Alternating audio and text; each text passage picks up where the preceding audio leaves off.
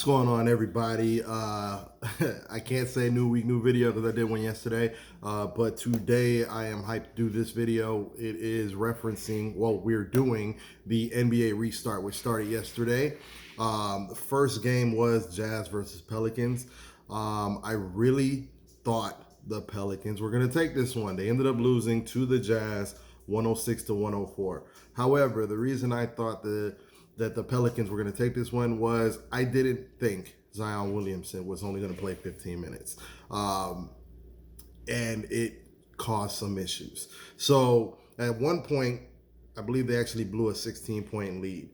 In the fourth quarter, Zion Williamson left with 7 minutes to go. So once he left, something I noticed was they began to have an issue getting easy buckets. Everything was hard. It seemed as though Rudy Gobert was a problem for the Pelicans. It looked like they decided to lean on Brandon Ingram's ability to score the basketball. I didn't see a lot of pick and roll movement with him. I saw them attempt the ISO a few times when the game got tight, but the Utah Jazz defense is one of the better defenses in the NBA as far as team defense goes, and it really showed. I don't understand it because the New Orleans Pelicans have an outside shot of getting within 4 games of the A seed.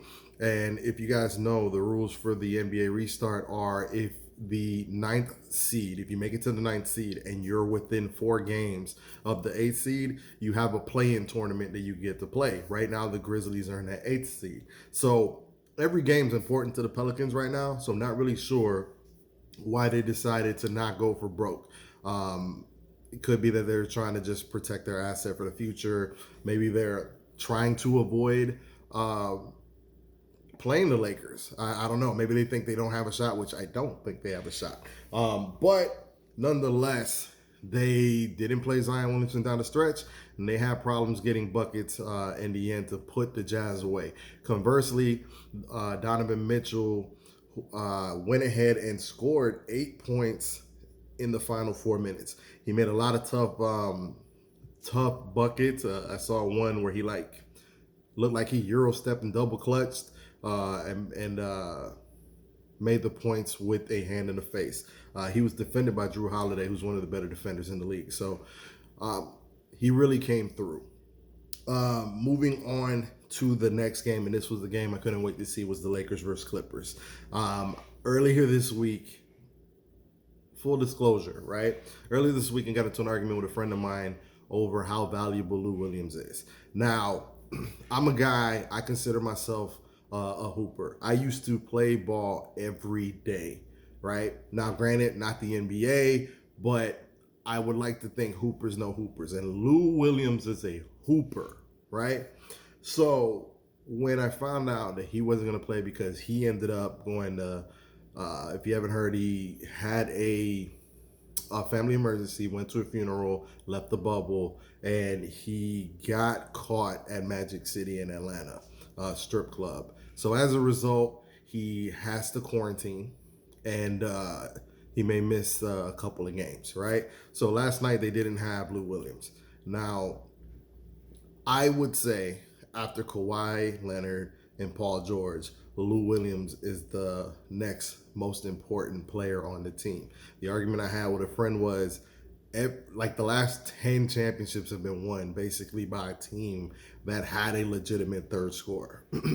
So with that being said, I didn't expect the Clippers to win last night. They didn't have Lou Williams and they didn't have Montrezl Harrell, right? Both players are up for 6th Man of the Year award. So I expected the Lakers to win this in a landslide, actually.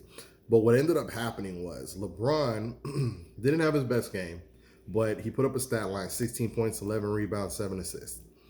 I wouldn't say he looked bad as much as it looked like he played with energy. It looked like he just was really trying to get his teammates involved and to feed off this energy.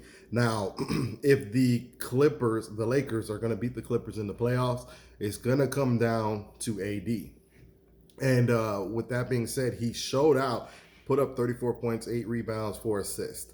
right? The Lakers ended up only winning by 2 points. So my takeaway, right? I think anybody that knows basketball knew that Anthony Davis was going to be really important to beating the Clippers because the Clippers aren't a very large team, right? So they don't have anybody to really bother Anthony Davis. They attempted to pick up Joakim Noah, which I mean, not attempted, but they picked him up, but it was in an effort to add size. Zubac can't do anything with them.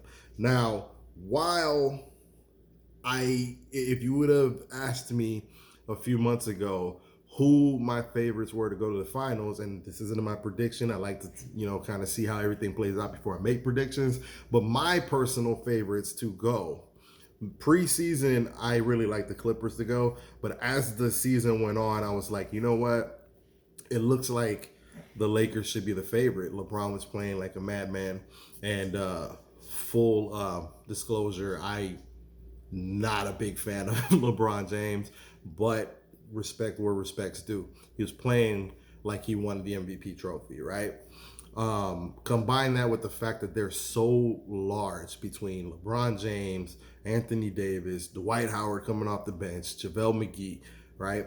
They're so large, and they have, as of right now, still the best player in the league, LeBron James. Well, it's debatable. We could say Kawhi or LeBron, but LeBron is still among the best, right?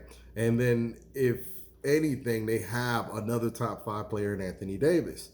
I didn't think that too many teams were going to be able to beat them, and I think they deserve the right to be favored. Now, on the flip side, in the Eastern Conference, my favorite was Milwaukee for the same reasons. They have so much size with Giannis and the Lopez brothers and the ability to shoot the ball that I'm not sure anybody was going to be able to match up with them in the Eastern Conference. Now, I hate the Celtics. I am a New York Knicks fan, so go ahead and get your laugh in. All right, stop laughing.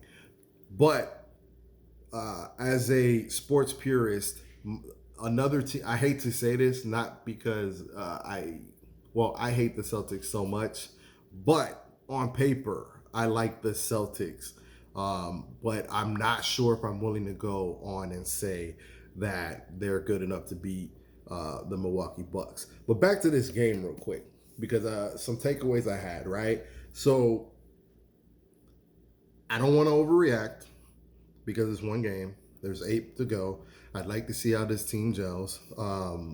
But the fact the Lakers won by only 2 points should bother those people that think the Lakers are going to go to the finals, because the Clippers didn't have a full clip. And to only win by 2 points without their third best scorer and the other potential 6th man of the year, Montrezl Harrell, that's a problem. And then the other thing is, I think the weakness of the Lakers is they're kind of a heaping mess, if you ask me, as of a team. So what I mean by that is there's so much talent on the roster, but I wonder how they're gonna gel chemistry wise, because you got a Kyle Kuzma who you got Kyle Kuzma. Let me start over. You got Kyle Kuzma, Deion Waiters, J.R. Smith. You got so many players that want to get theirs, right?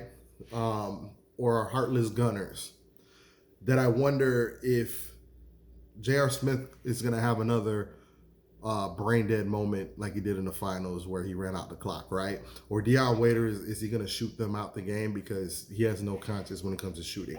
Watching Kuzma yesterday, he has no conscience when it comes to shooting the ball. If he gets it, he's going to put it up.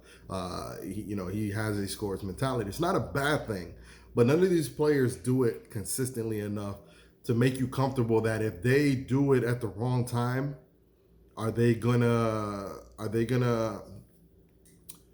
be smart enough to go, okay, I'm having a bad shooting night, let me do something else?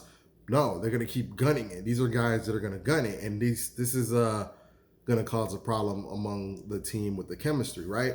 So with that being said, the Clippers seem to be a team that are put together a little more cohesively, right? Kawhi Leonard can get off whenever he wants. Paul George can get off whenever he wants. And when they need a breather, they have Lou Williams to come in and do whatever they need to do.